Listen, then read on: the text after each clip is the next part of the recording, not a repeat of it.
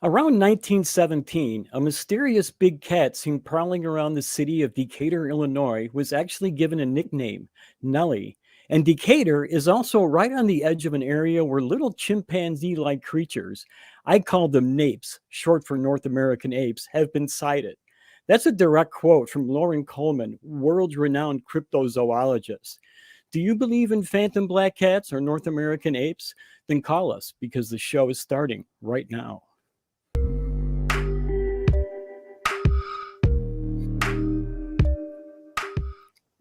Hello, and welcome to another episode of Truth Wanted. I'm your host, Kelley Laughlin, and this is a live call-in show that we do every Friday night at 7 p.m. Central, where we talk about what people believe and why they believe it. And if you like, you can call us at 1-512-991-9242 or through your computer at tiny.cc/calltw. Truth Wanted is a product of the Atheist Community of Austin, a 501c3 nonprofit organization dedicated to the promotion of atheism, critical thinking, secular humanism, and the separation of religion and government.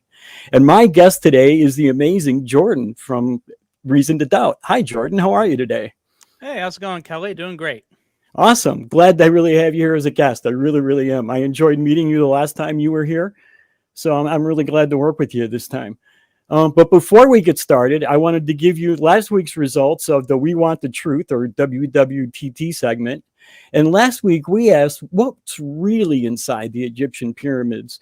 And here are our favorite answers. Number 3 from Jason Sherwood: the Egyptian pyramids are really just the ends of really long nails driven into the flat earth disc that connect it to the back of the turtle. So that I was thinking about that. Would that mean the nail had to be driven up from the inside of the turtle shell? Yeah, so I guess at first I was thinking like nails, like it's a weird head, but yeah, I guess that makes more sense. Like if it's coming up, that's like the tip of the nail. Yeah, I could buy that. Yeah. I wonder whose job that was. Number 2 from Nobody Clever: I think what the pyramid contains is Waldo. That would explain it. That would explain where he's been all this time. Yep. That's why you got to find him, right? And the number 1 answer, I really like this one. What's inside the pyramids?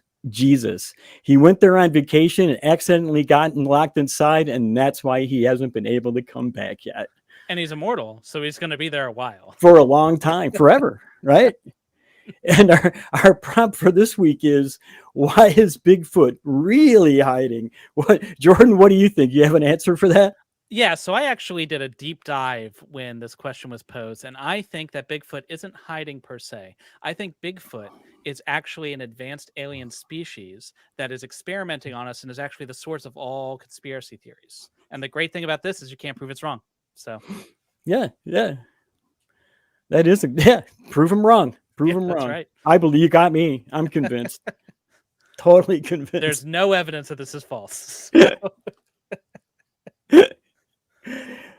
So you have a great a podcast, Reason to Doubt. Can you tell us a little bit about what you talk about there? Sure.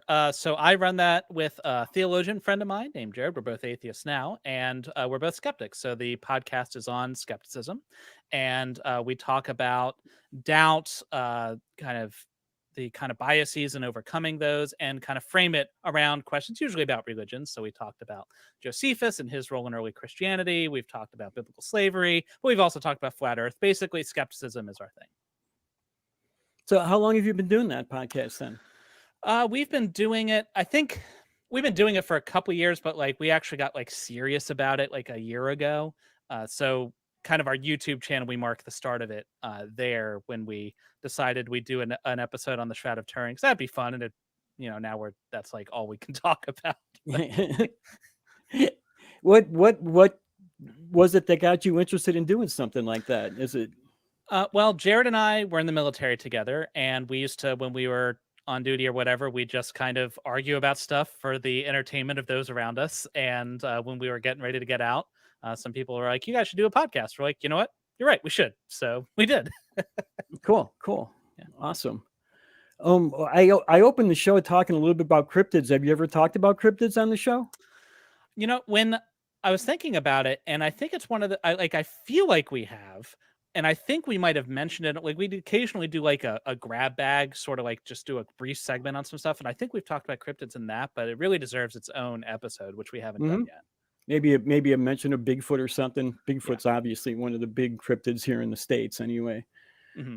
Yeah, I definitely, I think that's something we should do, because it feels like it's one of those conspiracy theories it's more like lighthearted almost. Like some of these can get pretty grim, but yeah, right. But cryptids are fun. Who doesn't like Bigfoot? Yeah, it's way better than rounding up people into old Walmarts, right? I always love that one. I forgot what I was going to say. I had another question. It just totally slipped my mind. Can you imagine that?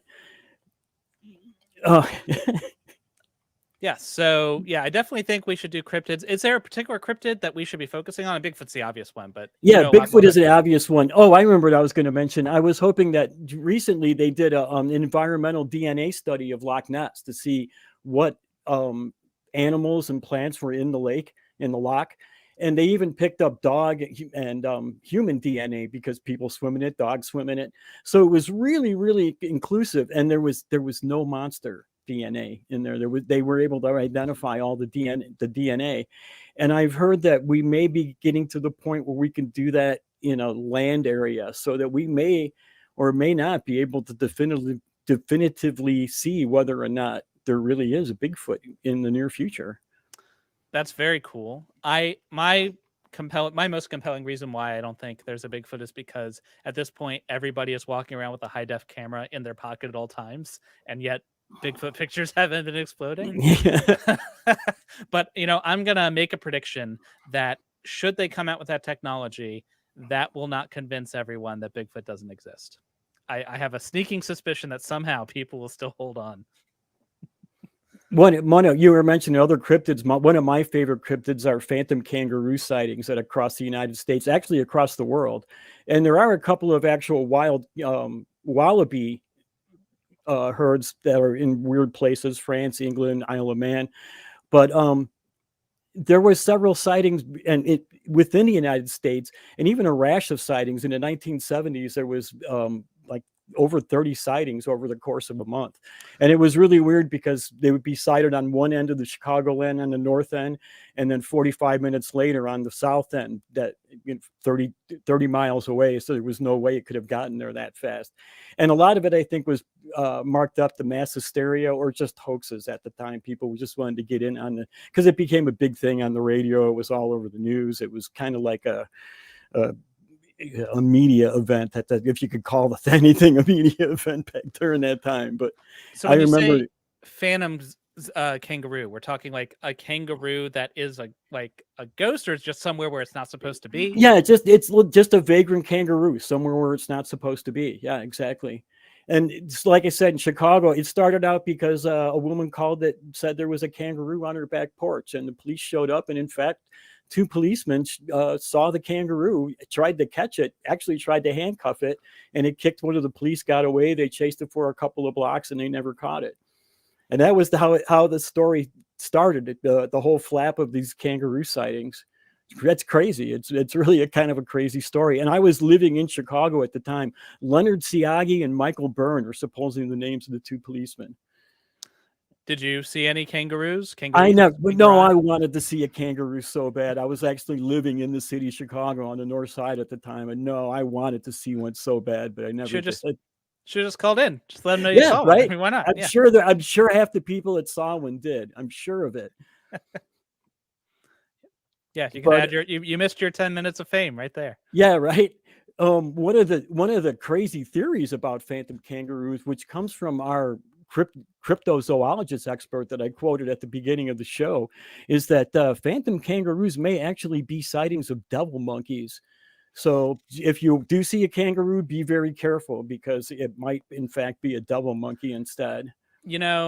When you said phantom kangaroo, the first thing that I thought of was obviously this is a devil monkey. Obviously. Like you don't want to go with if it's something unlikely, you want to go with something common and completely plausible, like a devil monkey. Like that's the more reasonable explanation. It actually this might have been a devil monkey in 1934. In Kentucky or Tennessee, it escapes me at the moment, but there was another rash of kangaroo sightings, and people said it was hunting down small animals, geese, ducks, chickens, raiding farms and killing them and eating them. And kangaroos obviously are vegetarians, so maybe that was actually a double monkey that time.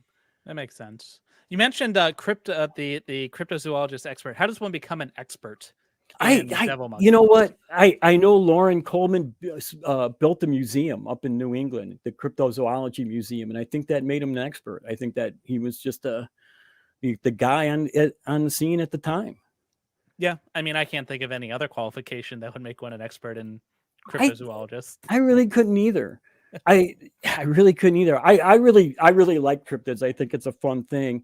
I always wondered if some of them actually could be true. How familiar are you with cryptids? So I'm not super familiar. I do remember when we were kind of talking about doing an episode and we didn't end up doing it at that time, but I was like looking into it and I was seeing if there had been a cryptid that had been discovered. I now it's escaping me which one it was, but there have been on occasion things that were cryptids that were then actually discovered. Maybe giant squids were one of them, perhaps. I'm quoting off the top of my head, so I don't remember. So Giant yeah, it squids is. are one, and there was a cheetah that was described by natives and had never been seen, and they actually photographed one. And I don't know that it's a different, genetically different, but it's a different skin pattern. That's another reason why I think the cryptid topic is really neat, because unlike some of conspiracy theories, which are perhaps a bit more implausible, I mean, and obviously cryptids come in a lot of different varieties, some of them more less plausible than others.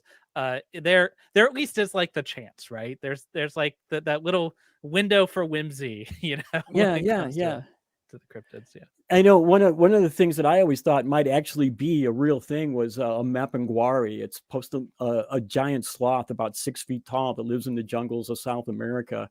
And I always thought, there was giant sloths living on the earth, and maybe there is a relic 6 foot one. It kind of seems plausible to me, but who knows? Who knows? Shouldn't be hard to find. Sloths aren't exactly known for their Yeah, but if you're in the deep, darkest bits of the Brazilian rainforest, it could be a bit tough, That's true. That's true. I mean, I know that there's still human tribes there that don't have much contact with humans, with civilization. We're all humans, so right, with broader humanity as right. Yeah. So what are some of your favorite skeptic topics to talk about? That's a great question. It kind of varies over time. I think I tried when it comes to what we're going to talk about on the channel, we try to tackle the best arguments. We try kind of go two ways. We try to tackle the best arguments that we hear all the time, like, because we want to, if we're wrong, we want to know it, and we're only going to know it by engaging with the best content we can. And so we try to do that, but also we try to kind of talk about the more, like, we call it like questions from the pews, the run of the mill kind of questions you might get. And so I'd say that it's probably an even mix between like theological questions, because the question of God is something that I personally just find very interesting, and the kind of questions that I feel like would be useful for people. Basically, I'm trying to talk to myself from when I was a Christian, 15 years ago. I'm trying to, like, what would have been very helpful for me to hear, and that's what I try to talk about. Gotcha. That's great. That's awesome. Of course, at the time, past me was there was a lot of things I could have heard. I mean, I thought the Earth was 6,000 years old, so if that right. That's what I was. The state of my knowledge. I was. You had mentioned young Earth creationism earlier before the show, and I was going to ask you about that, if that was something that you did believe back then. So yeah, I did. I was raised a fundamentalist Christian. The Earth was 6,000 years old. The Bible is literally true. The whole shebang. Went to church 3 times a week. And what I realize you're no longer a theist. Did you start having different ideas about like science-ism? Did that just come right along with it, or is that something that came later? So I was kind of an odd duck growing up, in that for other people around me, everyone around me was a young Earth creationist like I was. But for everyone else, it was very much like just kind of like a thing they believed, but that wasn't like the important thing for them. For me, that was a big reason why I was in the faith, because it seemed like the best explanation for the world I was in, right? And it wasn't until much later, when I was an adult in the workforce, I was talking to another coworker whose name I should remember because he had like a huge impact on my life, but I don't remember his name. But I was telling him about my young Earth creationist beliefs, and he was like, "Let me give you a book." And he gave me The Language of God by Francis Collins. And that book was very eye-opening because I had apparently been in an echo chamber my entire life, and this really was the first major crack in that echo chamber. Gotcha. So the science kind of helped you come out of it. Yeah. So Yeah. at that point, I was armed with questions. It feels weird to talk about now, but when I would hear, I was always a very inquisitive person, and I would ask questions, things that didn't make sense, but I would get I would get like half an answer, and then or I would say things like, it feels like the scientists should understand that the second law of thermodynamics invalidates evolution. But then that would be the end of the conversation. It never occurred to me to go talk to a scientist to find out what they thought, So when I was handed this book, it answered a lot of the questions I'd had, but most importantly, it armed me with better questions. And that led to a cycle over time of me asking more questions, and that ultimately led to me leaving the faith. Yeah. Awesome. Yeah, I'm glad to hear that. I really am. That's a great great path to take. I kind of went through the same thing as I got older. I was, got into science. I was really curious and, basically walked the same path, but probably at a much younger age, I'm sure. I mean, now, when did this happen to you, if you don't mind my asking? It happened about 15 years ago ish, something like that. I don't really remember the date. Again, that's you'd think I would like have written this down because it was a No, it's that. fundamental, like very important event in my life. It was just kind of like something I was going through, Actually, it's interesting. A lot of times the topic of eyewitnesses come up when you're talking about cryptids or religious experience or something. Mhm. And I have this vivid memory of the moment when I decided I was an atheist. I was driving, and I can picture it in my mind. I've got the car. I know what radio was on. I know the time of day. I know everything. And I realized I don't believe in God, and I haven't believed in God for a long time. I'm an atheist now. And I know for a fact that memory is false, because that memory is from this house, and I was an atheist 2 houses ago. But at some point, I think I was just telling the story. I was driving home, and my brain was like, "Oh, driving home. I know where that is." And then yeah, that's just. And even though I know it's a fake memory, it's still the memory I've got. So Yeah.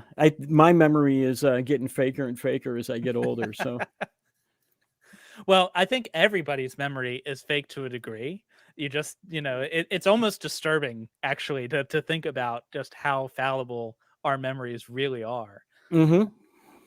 Yeah, and things I remember distinctly, people around me don't remember at all. It's really weird. Just things that have happened in the last few months. I just had a big debate over that with a right-wing Christian, that a friend of mine. So Oh well, that's a whole different kettle of fish. just not remembering things as they happen. So Yeah, there you go. my perception of our current reality is definitely vastly different from the perception of many people around me. That's for sure. Well, we should probably get to some calls. What do you think? You want to do that? Yeah, let's do it. All right, but before we do, we should shout out to our patron of the week. Every single week, we give a shout out to a patron that donates through tiny.cc/Patreon, TW, toy boat. Yeah, I can talk. For supporting the show, we do that. And the patron of the week is, drum roll please, Curtis. Hi, Curtis. Thank you so much for supporting us. And we so appreciate it. And everybody, do it. You should help us out and keep this show going, because what a great show it is. And now, Jordan, let us get to a call. I have got Asy'Ari from Indonesia. He wants to talk about abstract objects, science number 0. Hi, Asy'Ari. Yes, brother. Hello? What is going on? Hi, how are you? I guess you wanted to. Yes. You about why God may exist but can't be known? Exactly. Okay, so what do you think? Give us your take on it. Okay, so I am I am an agnostic theist. That God is ultimately unknowable, but faith is the most reasonable response to an inherently unreasonable problem. I think, here is for the why. Science realism is a gross overlook on the fact that science as a methodology works because of hidden philosophical assumptions, because of axioms that are accepted as true, regardless, without evidence. Lawrence Krauss, he is bringing this Trojan horse. That Trojan horse being the saying that science does not need philosophy. He brings the Trojan horse into the world of new atheists. But he knows that inside of that Trojan horse, there lies the hidden philosophical assumptions that has made science work. Let me tell you about the history that gives rise to science, and that is the philosophy of Plato. The principle of causality exists within this world as a universal, an ideal form, something abstract and immaterial. Platonism suggests that changes happening in the physical world is governed by a universal principle of causation. And this universal principle of causation is an abstract object and thus immaterial outside of this world. An infant will grow to a kid, then a teen, with no other factors withstanding. Science may be a descriptor of physical reality, but ultimately it cannot explain why causation in this world exists at all. And in the same time, science acknowledges this causation. Let's take a break, Asy'Ari, and so we can, because you threw a lot out there right now, and I know Jordan had something you wanted to say. So Jordan, go ahead. I want to make sure I'm following what you're saying. So it sounds like what you're saying is that causation exists. Things are an event is caused by another event, which is caused by another event backwards in time, and this is an abstract object and therefore immaterial. And it sounds like the connection you're drawing is between this immaterial object and God, which would be immaterial in most conceptions. Is that accurate? Does that sum up what you were saying? Indeed, brother. You've captured it perfectly. It awesome. Is my thinking. So hold on. Just before we move on, because that's the foundation of your argument, then it's important to really hash it out. And it seems to me that causality is not an immaterial object in the same way that God is said to be an immaterial object. Causality is an observation. We observe that time flows in one direction. We observe that things proceed from causes generally. But even that at a base level is not certain, depending on interpretations of quantum mechanics, for example. If you buy into certain interpretations, causality, like at a fundamental level, the universe may not be deterministic. It may be indeterminate. Things can happen without a cause at all. And so it doesn't seem like we have to have this universal principle of causality in order for science to progress. And so I don't see the link between this observation that things proceed from causes and therefore God exists. Well, let me walk you through that. In the absence of causation, you say that it is indeterministic, right, the word.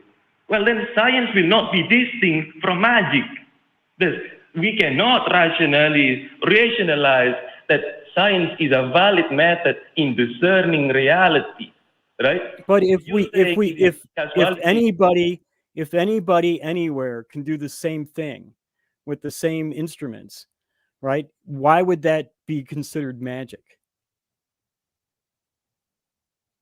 Well, right, it being indeterminate doesn't mean that because it's random. That's science is dependent on the ability to do that, right?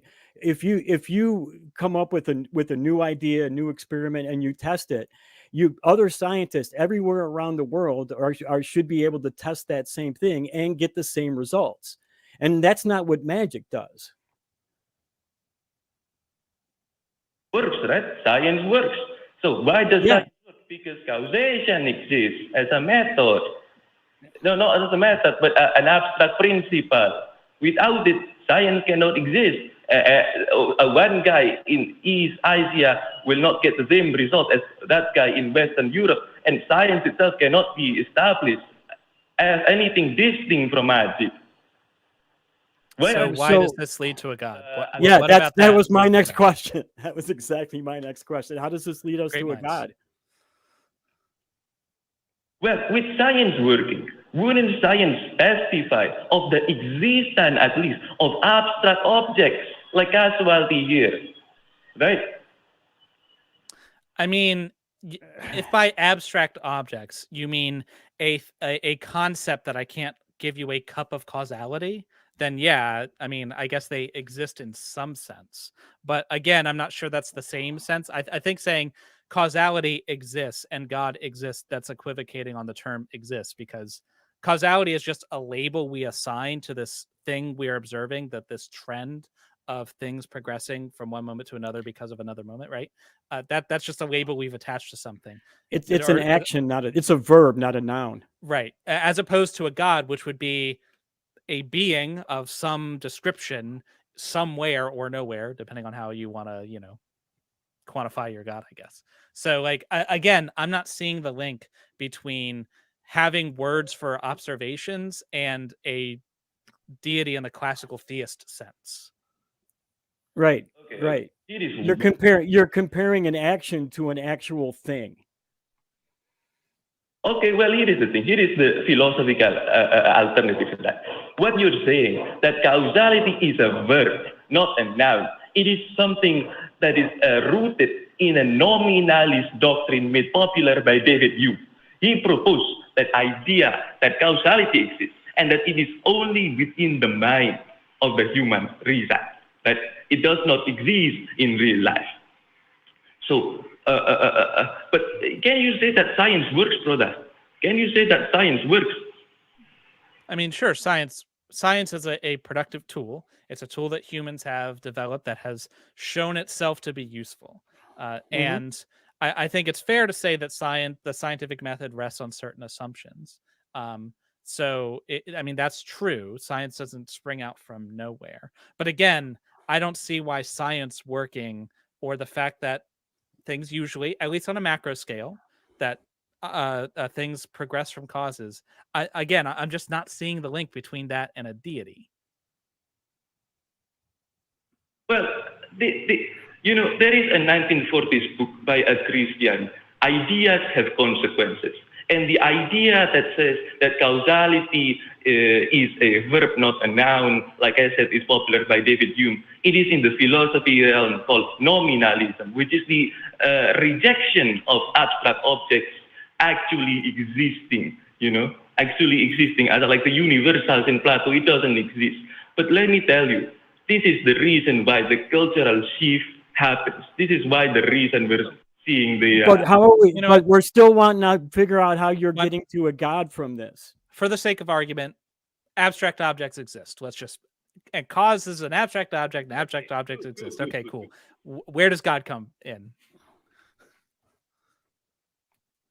Well, then we can say that the acceptance of scientific realism among most atheists is attributed to a lack of exposure and therefore consideration to physical alternatives. Like what I told you earlier, there is an alternative to nominalism, but the atheists most likely just accept nominalism as the only true way without ever considering the alternative to nominalism, such as moderate realism, or that conceptualism, or Platonism, or absolute creation. I mean, I used to be a Christian, so I used to think all those things were real. I'm just waiting for, I just require evidence. I need some evidence to, basically, here's the situation. I see, we both agree that a natural world exists. Whether or not you think there's a supernatural layer on top of it, that's the conversation we're having, but you and I both agree we exist in some kind of shared reality. You would like me to believe that beyond this shared reality, there is some other layer, a supernatural layer of some description with a deity of some description. So in order for me to move from the reality we both agree on to accepting this additional layer, I need some kind of evidence, by which I mean an observation or something for which the God is a requirement to explain. Do you see what I'm getting at here? I need a reason to believe in your God is what I'm trying to get at. Okay. A reason to believe in God. Well, I give you the ontological argument for God, brother. I gave you ontological argument for God. Are you familiar with Anselm of Canterbury? Yep. Or Rini Very Yep. familiar with that argument. Yep, heard it a million times, and it doesn't work. It's not. all It's right. not. It is not. This is not direct evidence for God. It doesn't get us there. There is no direct evidence. That is the proof. I'm saying that is what I'm Well, saying. that's what I'm saying. You can, and that's what Jordan has just said. You're not going to convince us unless you can give us some kind of evidence. If there is a being and this godlike being and this godlike being exists, there should be some kind of evidence that this being exists. I'll say this: if this being exists, we can at least, even if we can't say for sure whether or not this God exists, we can look at the universe we live in, and we can use that to at least narrow down the range of possible gods that could exist and are consistent with the universe we're in. So the fact that Kelley and myself both are open, I don't want to speak for Kelley. I know that I am open to the idea that a God exists, and I'd be happy to believe that one exists given evidence. I'm willing to believe it. I'm not resisting. And so all a God would have to do to convince me that he exists is like, give me evidence. And if God is powerful and all-knowing, he knows what would convince me. And the fact that I am in this position and yet do not receive this evidence says at least that God either doesn't know what would convince me, so he's not all-knowing, can't give me that knowledge, so he's not all-powerful, or wants nothing to do with me, in which case he's probably not all-loving. So if a God exists, he definitely can't have these attributes because of the universe we exist in. Does that make sense? That makes total sense, bro. But again, just because it makes sense, let me indicate one blind spot there. It seems that you are entirely captured by the realist doctrine of philosophy. You know, reality is substantial, it is sensual. And so what's the problem with that? Evidence. Everything has to have evidence. But have you considered yes, I want to have evidence of everything I believe. That way I can ensure that I believe more true things. That is, I am not going to believe something until I know it to be true. And I can't know it to be true without evidence. So that's why I don't accept the God existing at this point. Do you because believe I have seen no evidence of a God. Through experience? Do you believe that all knowledge is obtained through experience? Sure. Sure. What about a priori? What about Platonism saying that knowledge can be obtained by logical consistency? What does this have to do with evidence for God? It just seems like you're throwing a bunch of, philosophical things at us, but you're not getting us any bridge to God. I mean, I'm happy to accept logical arguments as evidence if they're sound. I'm happy to all these things, but they need to actually get to a God, right? And so I think it sounded like the point you were trying to make is that at a foundation, we're making some kind of assumptions about reality that we can't demonstrate are true. Like, I can't prove hard solipsism, the idea that the reality I experience is real. I can't prove that that's true. Like, I could be a brain in a vat or whatever. To that, sure, but I also don't know why I should care about that possibility. I am happy to just accept that the world I live in is real. I think that's just something I'm going to believe, and that's fine. I'm happy with that.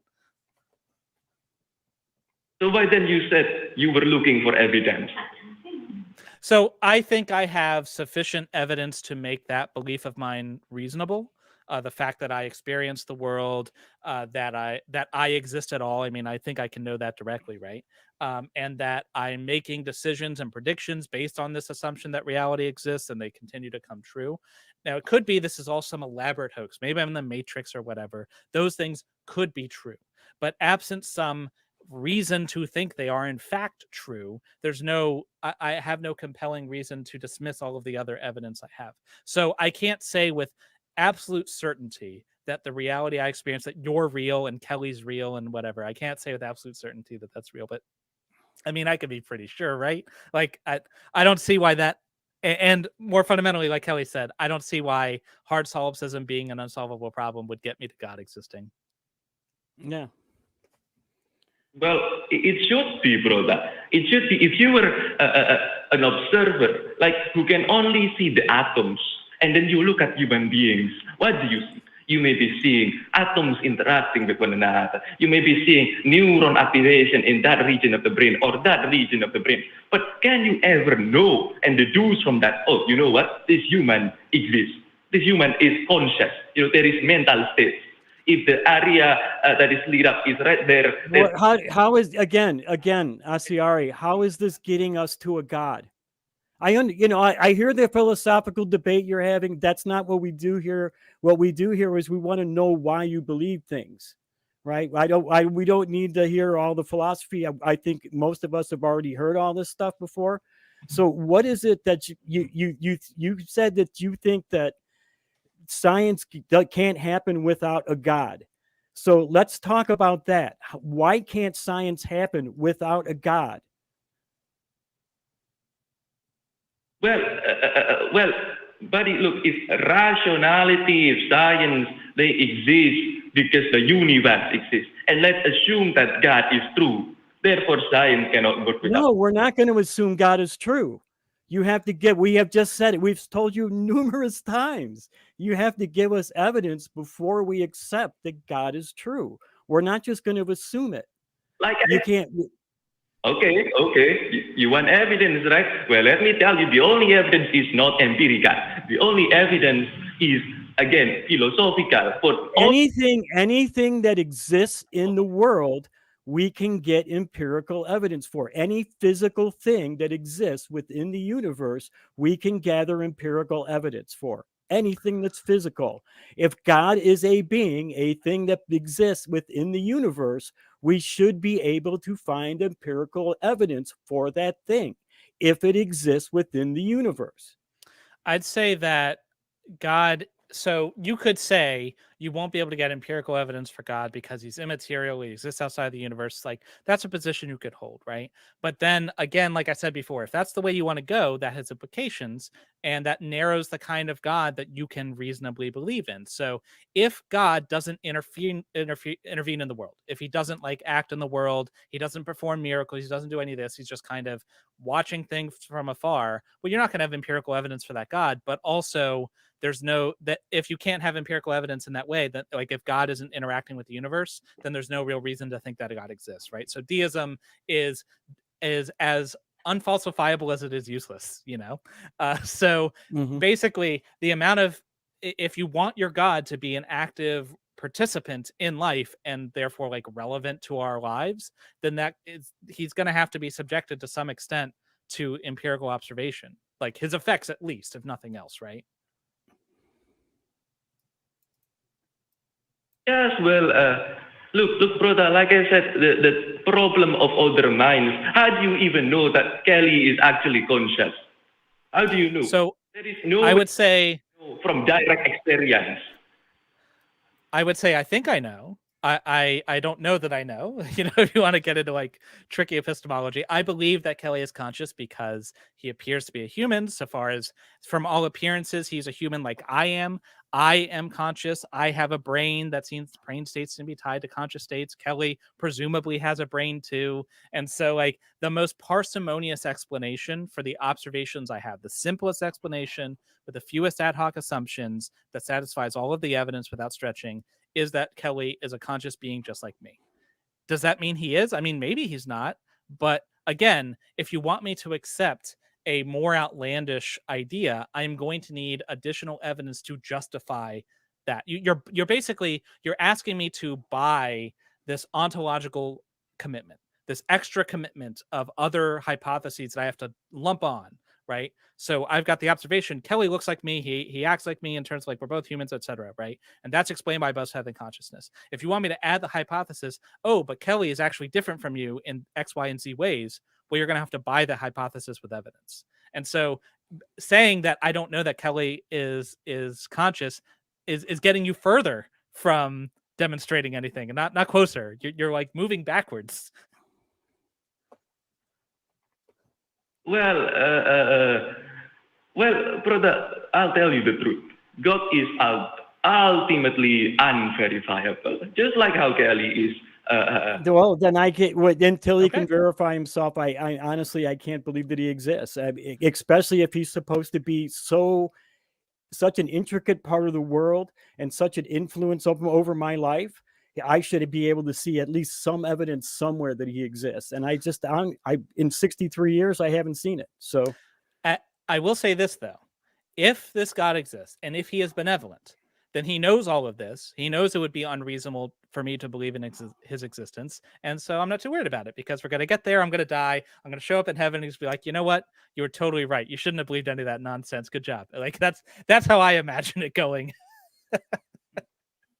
Asy'Ari, we have to move on. We've got a lot of other calls. I want to give you the last word. So go ahead. I'll give you a minute to have the last word. Well, last word, Said is not wrong, brother. It is the only reasonable response to a problem that cannot be known by reason. And the theists know this all along. All right. Thanks. Thanks for the call. Yeah, thank you very much for calling. And you know what? Feel free to call back again. Talk to the other hosts and stuff. You should really call in and talk to J Mike on Sundays, because he would love this conversation. He really, really would. And so we're going to move onward. And before we do, we have a brand new way, exciting way to support the ACA. So check out this video. Have you ever wanted to make a permanent impact on the atheist community of Austin? Help support our space for free thought by buying a custom engraved brick to be laid on the building grounds to help raise funds for improvements. Our building has stood as a beacon for years, bringing people together. But 3 years of emptiness due to the pandemic have taken a toll, leaving it in disrepair. Help us restore this hub of connection and support by buying a brick. Moses had his stone tablets, but we're doing our own version. Join our brick fundraiser and let your engraved messages stand the test of time, minus commandments. Visit tiny.cc/ACA bricks for more information. Cool. Don't be thick. Buy a brick. And did you know we're accepting super chats in the YouTube chat? So we may read them live on the air if they're YouTube appropriate. So feel free, send us a super chat. We'll see we'll read it live. And if you'd like to support the show, you can do so by donating to Patreon at tiny.cc/PatreonTW. There's a couple different tiers there. You can get your name shouted out like we did to Curtis just earlier today. And you can also support the show by becoming a member. You get emojis in the chat. Your name gets highlighted. Actually, your name goes from being like a really boring black color to a really cool green. See what I did there? And you will be immune to the slow mode, all for as little as 99 cents for a month. And for the even lower price of $0 a month, you can subscribe to this channel. So hit the subscribe button too. All right, let's get on to another phone call. And we got Jimmy Jr. on the line. So let's bring him on. Hi, Jimmy. How are you? It says you want to talk about the idea that Egypt was really powerful for a long time, is more nuanced than commonly realized. Yeah, that's correct. Thanks for taking my call. I don't want to, kind of interrupt and take away from the other callers. I know I am a host, and you hear enough from me, Kelley. So please kick me off if I bore you to death. But I always love hanging out with you, Jimmy. I always love doing nonprofits with you. I appreciate that. Yeah, it's great. In the spirit of truth wanted, however, I think, and this is not brand new news, but I think it's something that most people probably don't really think of when they think about Egypt. And since you guys started off with questions about the pyramids, I thought, you know what, this might be a good idea to impose some truth. So the idea that Egypt has been this really powerful civilization for 3,000 to 5,000 years or so, I think growing up, that was something that we were probably all taught, right? There were thousands of years where Egypt was this monolith, this hegemon in the African continent, and there was nothing else like it, right? They had these pyramids that we couldn't understand. They had this technology that was really just unexplainable, right? Must have been aliens that built the pyramids. But I've been doing some research in this area specifically with Lower Egypt, or excuse me, well, what would be called Upper Egypt, because back then the Egyptians actually thought that north was south and south was north because of the direction that the Nile flowed. So Upper Egypt is actually really south of where Egypt is now. And it spills over into what we understand as Sudan. But we know that those civilizations actually started first. And Egypt really didn't become powerful until about 1500 BC. So we give it all this credit of like, hey, you know, 3,000 years ago or 5,000 years ago, there were really sophisticated technological methods happening and sophisticated religions and culture, but that was actually all imported. Most of it was imported, and it came from the south, and it actually it came from what would be called Upper Nubia, which of course, again, flip Africa upside down, and it's really, really far south Nubia, right? Because their understanding of the world back then was, hey, this whole thing's upside down. So what really had happened was, Jimmy, this whole world is still upside down. Yeah. Well, because we're in well, space, it's there's no preferential orientation. So if you'd rather flip the Earth the other way, hey, that's equally valid, right? No more of this northern hemisphere chauvinism, you know? Right. And maybe we're the wrong ones. Maybe they had it right. You know, maybe we came in and said, you know what, let's just rewrite this whole thing, which I'm sure happened. But you know, this idea that Egypt's pyramids were unprecedented, were actually you know, and I say new information, but probably 80 to 100 years started this excavation of the Sudan region, and we're starting to find that there were actually structures there that were imported hundreds of miles, gigantic stones that had to be brought in, and they had to be dragged or rolled in because the areas where these stones are being found, those stones were not native to that area. And so predating Egypt by like 1,000 years or so, or several thousand years, excuse me, we're talking back to like 8,000 BC. There has been uncovered these major structures, these civilizations that didn't really leave us any writing, right? So we don't know how much of their ideas actually filtered into Egypt and what allowed Egypt to become so powerful. How are we doing so far, gents? Am I boring you to death? No. What do you think? Do you know about the city of Corral in South America? I have heard of it. I don't have any. I can't speak intelligently to it. What's the parallel you're going to draw? Well, the city of Corral was around at the same time that they were building the pyramids in Egypt, and they were actually building pyramids there as well. And a lot of people think a lot of like pseudo historians will draw parallels to the Egyptian pyramids to like the Mayans pyramids, but though they were years apart. But Corral was actually contemporary of the pyramids in Egypt. So I was wondering if you had any idea about, you know, anything to say about that. Well, yeah. Not only was that area having pyramid building. Not only at the same time, but prior to the pyramids of Egypt. But we see the same thing in Indonesia. There's a pyramid complex in Indonesia that is estimated to be like 20,000 years old. And so, you know, there's really the way to kind of go about verifying that, I think, is to get inside of it.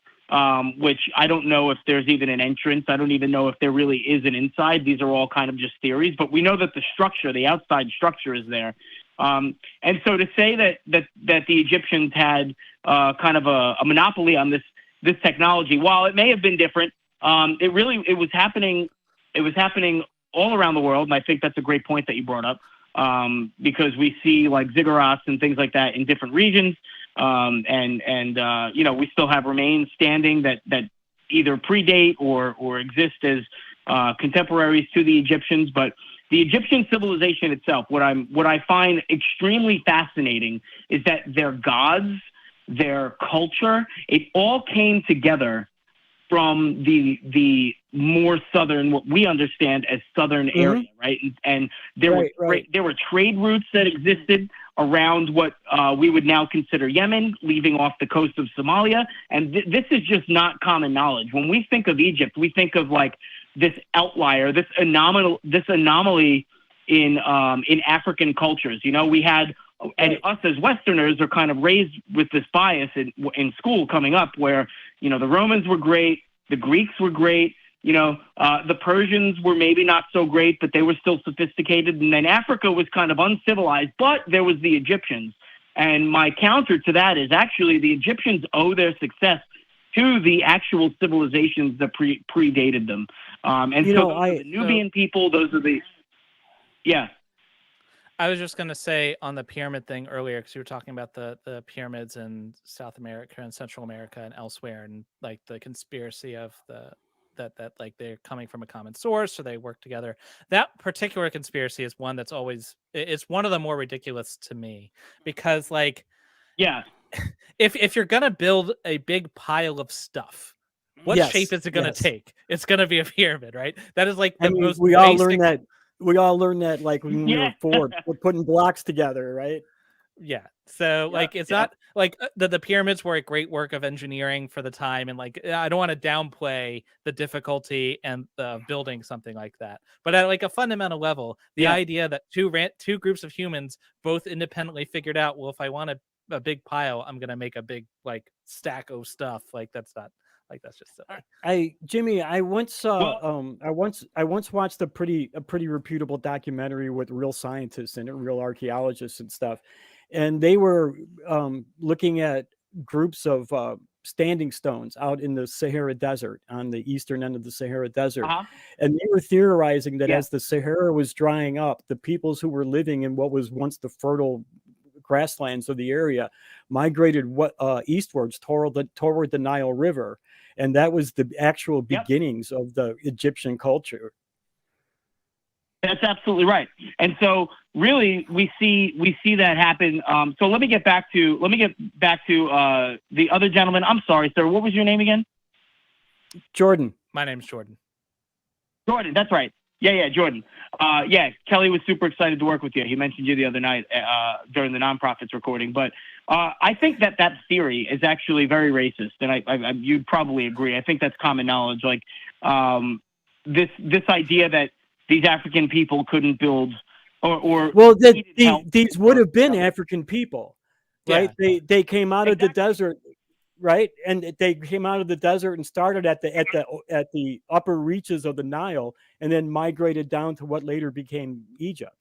Yeah, I mean, nobody looks at the works of like the archaeology or the architecture of Greece or Rome or anything like that and thinks, oh, that's crazy, must have been aliens. But as soon as like some people from Africa do it, they couldn't have possibly figured that out. They're Africans. Yeah, there's definitely a racist exactly, and that's where I'm coming in with like this racist undertone, right? I think that just the kind of ancient European, if you will, cultures of the time really that idea kind of was birthed there and just carried forward, you know, and kind of just like, oh, there's no way that they could have done that. So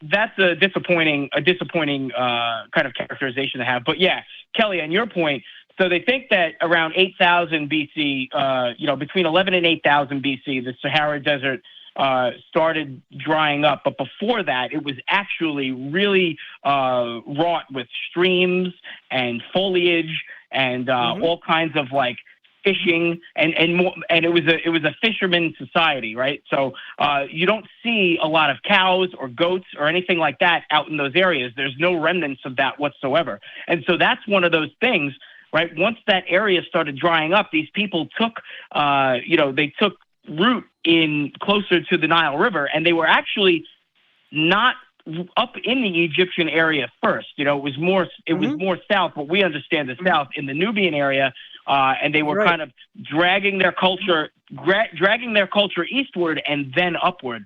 And then these trade routes we were able to kind of determine that existed that we really didn't have knowledge of prior. You know, we think of the Nile River spilling into the Mediterranean, or the Mediterranean spilling into the Nile, and that being a primary trade route between civilizations. But we didn't consider that across the Sinai Peninsula and around the Horn of Africa were there other trade routes, and livestock, cattle, things from those areas found their way, and we started seeing that as people settled closer to the Nile River. That's where those skulls pop up.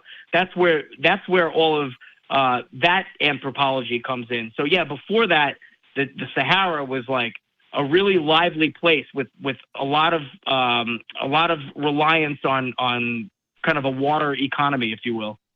Mm-hmm. I know that there's rock carvings of animals out in the middle of the Sahara that show like a lot of savanna type animals, like rhinoceros, giraffes, that type of thing. Yep. Mm-hmm. Yeah, that, and it right now where there's just desert, that's where I'm talking about.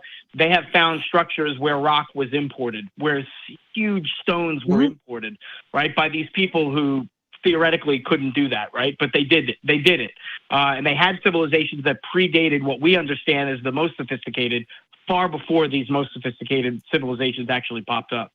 So anyway, I wanted to shed some truth there, you know. I see you're really fascinating. I see you're really passionate about this subject. Yeah, well, you know, Africa in general, I don't think gets a lot of attention historically, right? We think of them and we think of colonialism, we think of slavery, we think of kind of being behind the times, but the fact of the matter is they were exactly where they needed to be, you know, with what they needed to do. You know, they had what they needed to survive. They had what they needed to kind of, well, rely on what was around them and to work with that stuff. It was when we came in, it was when you know, Northerners came in and saw these people that were just, I guess they viewed as inferior. They kind of just started carving the place up. And so that message never really gets out, that we actually had these sophisticated kingdoms, and they predated some of the more sophisticated. They did the same thing in Africa that like we all know the history of the Mayas and the Incas here in the United States, but we don't know the Songhai Empire, the Mali Empire, Punt, Zimbabwe, Axum, right, Kush, right, all of those things, and those were all just destroyed, as you said, through colonialism.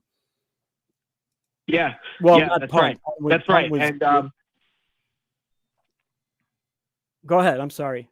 Yeah, no, that's fine. I just wanted to. I kind of just wanted to posit that on you. I got really excited when you started talking about pyramids, and I said, you know what? Maybe I'll just call and see if they want to hear from me. So, but like, yeah, I don't know. I Roman Empire.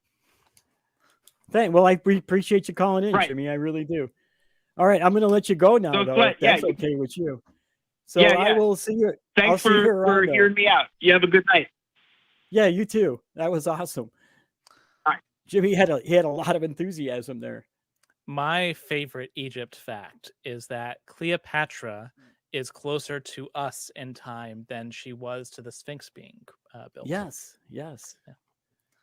It was not as Jimmy mentioned, it wasn't like this all-powerful empire for a long time either.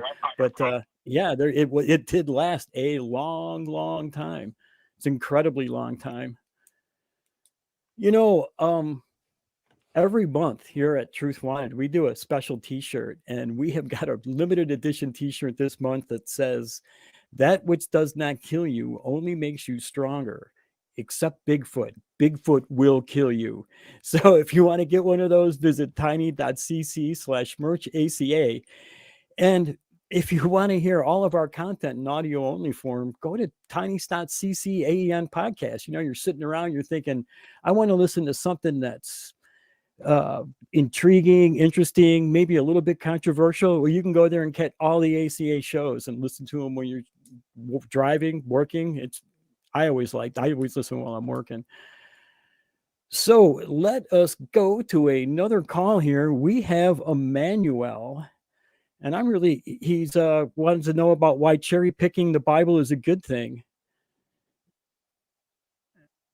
Hi, Ammanuel. How are you? How you doing? Good. How are you?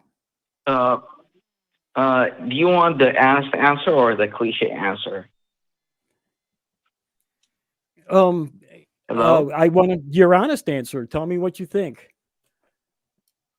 I just had a really long day, so my day was not that good. What I would like to point out was, the idea of, religious institution teaching hell. Don't you think that should be like, illegal in some sort because the trauma and, the damage that it has? Like if, have you ever got a death threat, for example? And, you can't actually do that, but you could actually just imagine, but you could actually go to someone else and tell them that somebody is going to like burn them forever. That sounds like really horrible to me. But what I'm saying is like cherry picking the Bible. I don't actually agree that we have to, dismiss the entire scripture out of the shelf and never teach it, because I think there are encouraging or positive stuff that is found in scripture. But if we could just like remove the negative ideas that are endorsed in the scripture, but you can't. It could be sexism or racism or what else. But you can't remove those ideas. You can't. Those are the word of God, according to Christians. You can't remove those. Those are part of the religion. Well, that's according to the majority of Christian, but we don't actually have a valid reason to actually think that. So because it's in the Bible, right? So I'd say that first of all, just because it's in scripture, we don't have to believe it if we actually think critically, right? So Christianity isn't a monolith, and Christianity also isn't the only religion that utilizes the books that are bound in the Bible. So it's impossible to say that Christians think X or even Judaism says Y or whatever. And so I think there are Christians. I have a good friend of mine who's a progressive Christian who uses some stories in the Bible and uses them as a springboard to talk about sexism and power dynamics and tones of liberty. And so I think that you can get valuable information and good teachings using the Bible as your framework if that's what you want to do. I think where the problem comes in, like Kelley alluded to, is when someone wants to say every word in this book not only is applicable to me today, but is applicable to me today without any modification or any consideration for its original context and stuff. That's where you start getting into problems, in my opinion.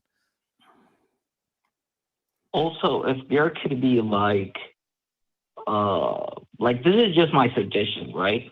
So first of all, I believe in God and I believe in Christ, but what I would say is, if we could just like remove the ideas of like sin and judgment and all those stuff, don't you think that it will become like better? Like instead of the scripture saying, while we were yet sinners, Christ died for us. If we could like modify it to like, while we were weak, Christ died, or like I agree. If you were to modify and get rid of all that stuff, yes, it would be better. But you can't. It is part of the doctrine. You can't get rid of it. It is part and parcel of what it means to follow this religion. It's right there in the Holy Book. It's telling you what to do, and these are the things that it's telling you to do. You can't get rid of it. I agree. It would make your religion much, much, much, much better if you just looked at the bright side of life. You just help people out. You actually followed like 80% of the words of Jesus. It would be great. It would be a better world even. But you can't separate the parts that you don't like. You either have to accept it whole or reject it whole. I disagree. And I think that if you are going to hold the concept of univocality, that the Bible speaks with one voice, and that it's an inerrant univocality and errancy, so the Bible can never make a mistake, that everything is like inspired directly from God. If you're going to hold those ideas, then I think it's difficult to pull things out and modify it. But nobody's forcing anyone to hold to those ideas. There are Christians who don't hold to those ideas. And so if you're willing to, if people, I don't want to tell somebody else how to practice their faith. As long as they're not hurting anybody, I don't care what they do, right? And so I personally know Christians who don't believe in univocality, who don't believe in inerrancy, who don't believe that everything is what's handed down like directly from God. And so therefore, they have no problem whatsoever in rejecting doctrines that don't fit current morality and in reinterpreting and renegotiating with the text in a way that works better for them today. And so I think that the problem is fundamentalism. The problem is not that the bigger problem is fundamentalism, I guess I should say. Like maybe religion has some kind of base level of harm. Sorry, go ahead. I thought you were done. I'm done now. Go ahead. Okay. What I would disagree is you said as long as they don't harm anybody, but I would disagree that they are harming themselves. Like, I'm 100% sure that a person who actually believes in eternal fire, there is no way that they're harming nobody. Like, there is no way. Like, that theology specifically, I don't think you can't say like they're hurting nobody because they'll have suicidal thoughts, they'll have extreme depression, and because like when I believed the scripture was the inerrant during those times, I used to remember like, what if you don't make it? It's like even the idea of like rapture and stuff. I think those core theologies, I think they're harmful, like deep. That's why I think like some of the people who are what I consider like people who are called by God, like Paul, even though they know some ideas of God, I still think that they are abusive and manipulative by their messages. Like I was just reading the epistle of Paul, and I could see that his character was like abusive and manipulative or whatever. He even admits it, because even like when you go to 2 Timothy 4, it says that all have left me. So there's a reason why people keep leaving Paul, because his theology and doctrine was abusive in nature. So there's no way that this doctrine cannot be harmless. Can I stop you for a second, Emmanuel? It does my heart good to hear you saying some of the things you're saying today. And I think maybe you've been thinking a lot about the things that you believe in, and maybe coming to a realization that some of those things haven't been healthy. And it really does my heart good to hear you saying the things you're saying today. So I just wanted to let you know that. I like the idea that you're starting to question some of the bad beliefs. Go ahead. Hello? Yeah, go ahead. I blame Christy Powell. So if there was no Christy Powell, I don't think I'll be at this point. Because I was talking with him a couple of months ago, and he told me, why don't you like reconsider these ideas? And we were actually talking about like human sexuality and stuff, and he on the other day, and we were talking about like judgment and stuff, and he was actually, I don't think I did this to myself. So I would, the appreciation should go to the show, like the ACA. I'm just happy to hear you questioning some of the bad ideas that you used to talk to us about. I think it's really good. I think that you're on a really healthy path. So I hope that you continue, and I really appreciate seeing that you're making these advances. Yeah. We care about you too, man. We really do. Deconstruction is a tough process and it takes a long time, but you're not in it alone. You're not the first person to have gone through this process. So there's plenty of people both. Yeah, it's in the hard atheist now though, community- because like now I'm fighting with my family a lot since I started this journey. They're extreme Mennonites, and you know, like even like not just me, but like you know, it's just you know, like it's easier to this society that we live in. I mean, I'm not American, so I can't actually speak about America. But like, for example, in Ethiopia, it's much easier in society to be a fundamental theist, because like once you start questioning and being skeptical, you get bashed from everywhere.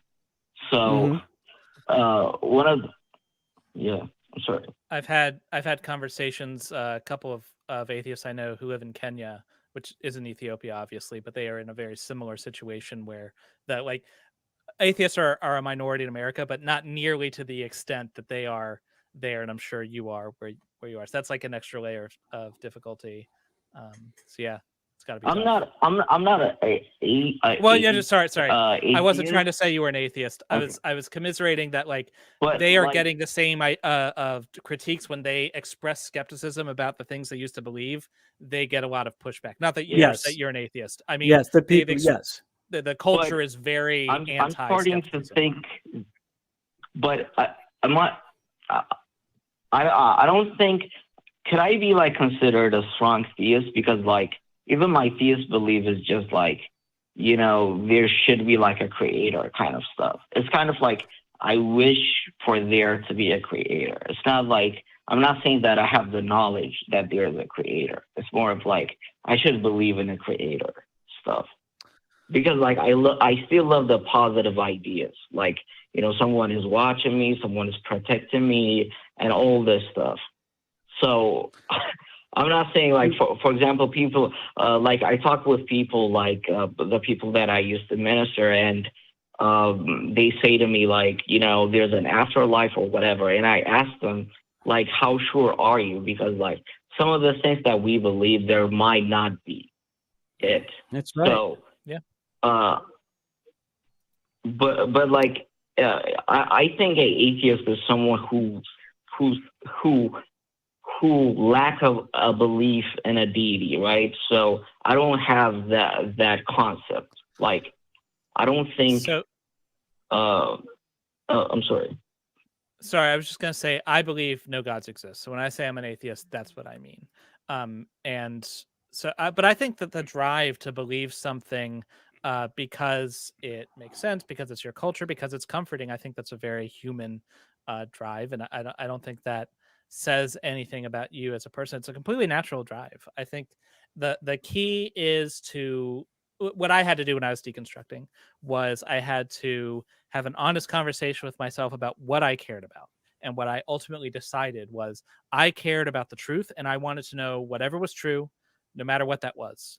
And I was fine if it led me back to God, if it led me to a different religion, if it led me to a religion at all, I was fine with any of it. And that's ultimately where I live. So I think that's the kind of conversation you need to have. And it doesn't have to be a one-time thing. You can, you know, continually check in with yourself and just basically keep that goal in mind. Like whatever it is you're pursuing, if that thing is truth, then just pursue it with all your heart. Yeah, that's good advice.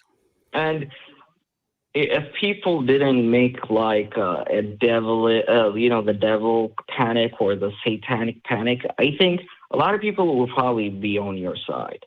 But you have to understand that their thought that the other people are teaching them not to listen to people who actually know this. Oh stuff. yeah, Like, we understand. We were on that like, side. We totally understand. Yeah. We just went so through a people are process fearful. much like you're starting, like Yeah. you're starting on. Some of us took years to get to where we were at from where you are now. So yeah, we understand. We get it. Emmanuel, I have one more call. We're getting late in the show. I want to be able to take that call. So I want to give you a chance to say one more thing, and we can finish up. And I really appreciate you calling, and I hope you keep calling back. So you want to finish off this call for us? Yeah, I would just like to say I love, watching this show, and thank you guys for taking my calls. I don't want to take up your time. Well, thank you for calling, Emmanuel. I appreciate it, and thank you for calling and letting us know how you're progressing, because it sounds like you're really starting to question some of the things that have been drilled into your head for your whole life. So, I'm really happy to hear that you're on that path. It's not easy. It takes a lot of courage. Yeah, it does. It takes a lot of courage and a lot of strength. So keep going. All right. Whew. Wow. It's really good to hear Emmanuel talking that way. It really is. Yeah, it's great kind of seeing in real time someone going through that process and Yeah. And asking questions, but like not sure of the answer, which is like the root of all skepticism, Yeah, and it's been going on for quite a while now. If you happen to be in the Austin area, November 19th, 2023, then please join us at the ACA for the live broadcast of Talk Heathen and the Atheist Experience. Talk Heathen will be hosted by Christy Powell, who Emmanuel just mentioned, Forrest Falkai, and Jamie Boone. All right. The Atheist Experience is going to be hosted by Forrest Falkai and Jamie the Blind Limey. Doors open at noon. Hope to see you there. And if you can go to atheist-community.org and you can get these printable call-in flyers. You can post these with permission to community bulletin boards so people know they should call our show and defend their faith. So we have one more call I want to get to. It's Andrew in Florida. Him. And he says, true humanists would embrace religion because religion itself is inherently progressive by definition. Hi, Andrew. Hello, gentlemen. Well, that's debatable, but at least on my part. So what do you got for us? Yeah, if you just study the history of religion, like the more modern we get, the better they become. So if by definition it is progressive, it progresses with culture, with history. The better we become as humans, the better our religion becomes. So it's a progressive. But also as our culture has advanced, people have become less and less religious. Yeah. So maybe so I'm not sure what the driving factor that you're claiming is happening is actually happening. I think you might have your causality reversed. Yeah, right.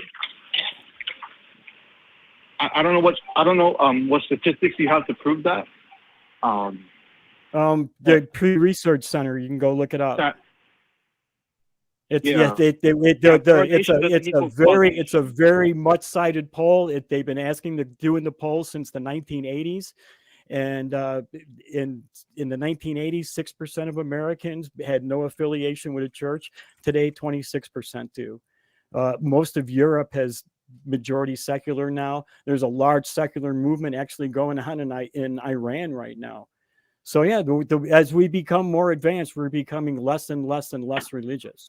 We actually have data for that. Okay. Yeah, Jim Barrows of the Atheist Experience, he says correlation doesn't equal causation every time there's a study. I get that. I kind of brought up my point to show that your point was just as moot. Well, correlation doesn't equal causation, but if it's causative, it's going to be correlated, right? And so, like, I think the point you made originally was that as society has progressed, religion has progressed kind of along with it, and religion has become more progressive, right? But the thesis statement of your call was that we should embrace religion, when it sounds like what you actually are saying is we should embrace societal change, which I'm all about. Let's embrace societal change. Why do I need the religion to do that? I seem to be getting progressive just fine without it, right?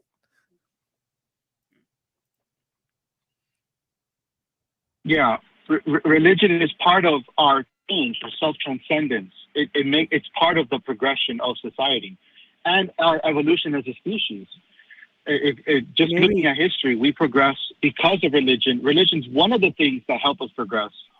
So that's why I said it's inherently progressive. So by just comparing them. So our parents, but eventually we move out and we go on our own. We don't need them anymore. Maybe religion is like that too. In the early parts of our civilization, we needed it to get along, but as we've grown up, we don't need it anymore. Well, yeah, with parents, yeah, but not human relationships, right? We change human relationships, so we just change religions, and we get better and better with better. So we choose better religions, and we choose better beliefs with those religions. The way it seems to me, if you look at like a person who is a staunch like fundamentalist today would have been a bleeding heart liberal 200 years ago, right? But religion, or at least in America, religion always seems to like lag a few decades behind the broader culture, you know? And so it seems to me that culture is dragging religion kicking and screaming along with it in terms of societal progression. So I don't think, I just don't see why we should accept your hypothesis that religion is necessary for societal progress.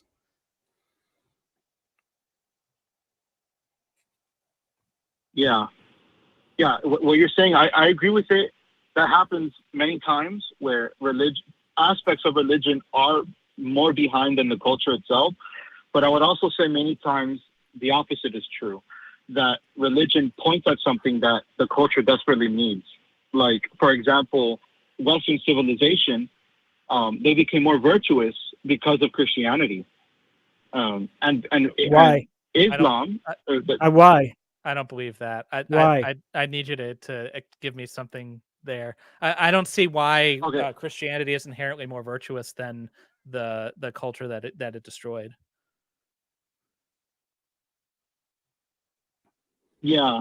Bart Ehrman, in his book, The Triumph of Christianity, he shows how Christianity, because of Christianity, that empire, that civilization, that culture became much more virtuous, much more less self-centered and more human-centered, more humanist because of Christianity. So what you're saying is this ancient group of goat herders who had no morals wrote a book, and they set down a code of laws to make their civilization better. And that is still affecting us today and making our civilization better. Is that what I'm gathering that you're saying? No, I'll give you one example. That codified code of law. Sorry, Yeah, that's one way to do religion. No, it's okay. That's one way to do religion. But even within that religion itself, the virtues change. They do become more progressive. You read it in the Old Testament to the New Testament. Yes, but society itself becomes more progressive. Better and better. You're saying that the progressive society is being caused by religion, and religion's getting more progressive. So is religion making society progressive, or is a progressive society influencing the religion? Because that's what I think is happening. I think our society is becoming more progressive, and it's influencing the religion to become more progressive. I'm also just throwing this out there. I'm not a fan of the framing of Old Testament bad, New Testament better, because like that seems a little bit anti-Semitic. It's not the case that like it was a straight line Old Testament bad, New Testament good. Like it's not like that. It's just not like that. And I just want to get it out there. I don't endorse that view because Jewish people are just as progressive as Christians are. Yeah. I understand they that. definitely are in their voter base in the United States. Yeah. No, and like it says to stone your children back then, but nobody believes that. Nobody believed that by the time you had the New Testament, to stone your children. So yeah, because people don't want to stone their children. It has nothing to do with that's why. Because people don't want to stone their children, so they change what they believe. So ultimately, regardless of whatever role, if you want to believe that Christianity was responsible for making the Roman Empire more moral, okay, fine, whatever. Let's talk about today, though. Like today, like right now. I disagree that we as a society, if we all embrace Christianity in America, like if atheists all of a sudden flocked to the churches and converted, that tomorrow America would be any more progressive than it is now. I'm guessing it would probably be a little bit less progressive given the mean political beliefs of your average Christian in America, right? And so, like, I don't know, it seems like your assertion is just flying in the face of reality. And kind of fundamentally, why religion if want progress? May I give three? May I give three examples of ways that evangelical right-wing Trumpers would be more progressive if they became Catholic? May I give three quick examples? They'd be more progressive if they did just about anything. So, Sure, I mean, the what you're Catholic saying Church is promotes like environmentalism. Yeah, but they'd also be more progressive if they became. They'd also be more progressive if they became secular humanists. Like, yes, there are more progressive versions of Christianity, just like there are less progressive and more progressive versions of Islam and Buddhism, and pick a tradition. There's going to be differences. All you've told me is if someone becomes more progressive, they'll become more progressive. Okay, but like they didn't have to. It's not like the only path to this. No, not because of religion, because they chose a different path. It's not like the only path to progressiveness would be for them to go from the evangelical church they're in to Catholicism. They would be just as well served by going from the evangelical church they're in to atheist secular humanism. They'd be just as progressive. And so clearly it can't be the religion that's causing it.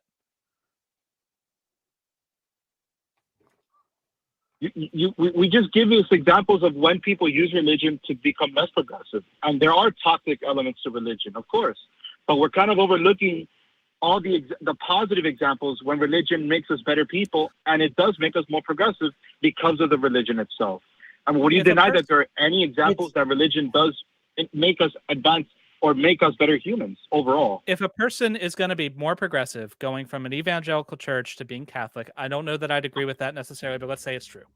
Let's say going from denomination A to denomination B, they'd be more progressive. Great. They should all do it. I would love it if they did, because I would love it if they'd be more progressive. But that doesn't mean like, and so if you mean like there is a path within their religion to become more progressive, that's true. That's trivially true.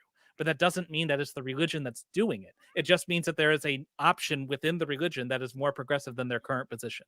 Correct. I want to be a more progressive person, so I'm no longer going to accept this conservative religion that I'm in, and I'm going to move to a more progressive sect of this religion. Which again, awesome. Like, right? Yeah, awesome. Yeah, great. Oh, totally awesome. But that doesn't mean the religion made you join a more progressive sect. That was what you decided to do within your brain. I'll give you this. I'll throw you one bone. Suppose that there's a person who they're an evangelical, MAGA, whatever, and they marry a person who's like a progressive Christian. And because of that marriage, they convert to this church. And then as part of being that church, they're convinced to be more progressive. You might be able to squint at that and say the religion did it. But really, it wasn't the religion. It's just the fact that they're around more progressive people. And that's just culture. You know, so even in that example, I don't see that it's the religion doing it so much as just like getting better friends, you know. Yeah, being a part of a more progressive society. Yes, and so is progressiveness. Part of culture. Yes, and so is progressiveness, and there's no bridge between the two that you can make a correlation to, or you can make a causality to. Yeah, I mean. Yeah, totally. Religious tradition is part of culture to greater or lesser extents, sure. But again, that doesn't, like Kelley said, that doesn't mean that the religion is causing this progressiveness. Liberalism and conservatism are both parts of culture too, and neither one of them have anything to do with religion. Right. In the United States, the religious right have co-opted conservatism. There's plenty of conservative atheists. Yeah, there are. Yes, there are. Yes, there are. I've met a lot of conservative libertarian atheists. Yeah. I guess my final point, in Matthew 25, Jesus gives a very progressive parable of the sheep and the goats. And he advocates for social justice. And so the progressivism started, not started, but is inherently building upon the foundations that religion gave it. You know what? I'm going to go farther. I'm going to go even farther back. there's this culture in central Turkey called the Tas Tepeler culture, right? And there was a whole vast amount of people who were just wandering around picking up food. They were living a nomadic lifestyle. And a bunch of these people wanted to make a progressive move to come together and work together and make a more progressive society as a group, as a large group. And they built the first like cities ever that we know of on earth that had nothing to do with Christianity or Jesus. It had nothing, as far as we know, it had nothing to do with religion. It had more to do with survival. They banded together to make a more progressive society to better survive their environment. So I don't, like I say, I don't know why you keep thinking progressiveness is inherent on religion.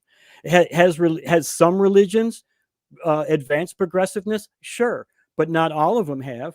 Only a small handful that I know of have.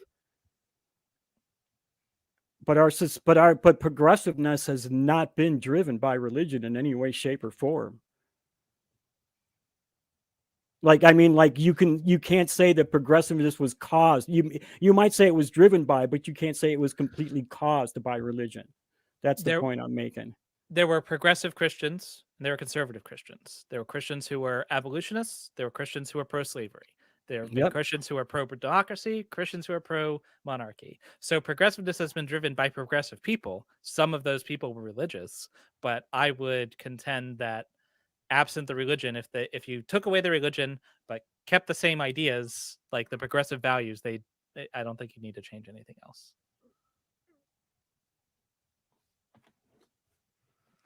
Andrew, we're like at the end of the show, so I want to give you the last word. What do you have to say?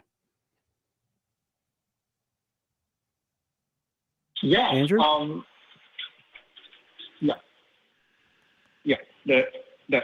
It drove us so much throughout our history to help us progress as a society, as human beings. That it's integral to us within our chemistry. So that's all I would like. That's my last point, I guess. All right. Thanks. Appreciate it. Thanks for calling, Andrew. Feel free to call back again. We have other hosts that come on. Everybody has different points of view. You might want to talk to one of the other hosts. So please feel free to call back. Yeah. And I want you to have a wonderful night too. So goodbye, Andrew. And that is a show for us. We want to hear from you, though, so you can email us at truthwanted@atheist-community.org. You can reach out to the ACA as a whole at tv@atheist-community.org. And you should always go to our website to see what's going on at atheist-community.org. And there's a Facebook group that's run by fans and for fans. You can go to tiny.cc/FBTWG to interact with other fans. And I want to thank Jordan for being here tonight. You were freaking awesome to work with. I was really, as Jimmy Jr. said, I've been looking forward to this all week long. So thank you for being here. I really appreciate it. Thanks, Kelley. That's very kind of you to say. Yeah, I really have. I've really been looking forward to this because I really enjoyed meeting you the first time you were on. So it was nice working with another Thai enthusiast. Yeah, thank you.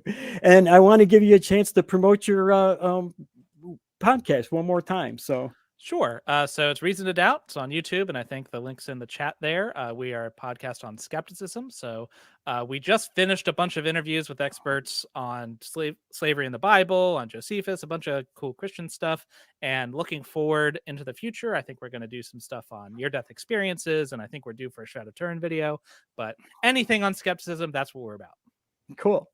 I want to thank our backup host, Infidel64. He sat here and just being bored all night long, doing nothing. So thank you very much, Infidel.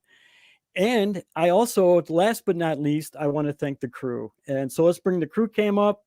There they are. They are the people who do the real magic here. So I want to give them all the credit that they deserve because they really are the real magicians. And last but not least, I want to again say we want the truth. Why is Bigfoot really hiding? Comment on the video in the comments below, not in the YouTube chat, and tune in at the beginning of next week's show where we're going to read out the top 3 answers. And that's it for tonight. I'm your host, Kelley Laughlin, and always remember to keep wanting the truth.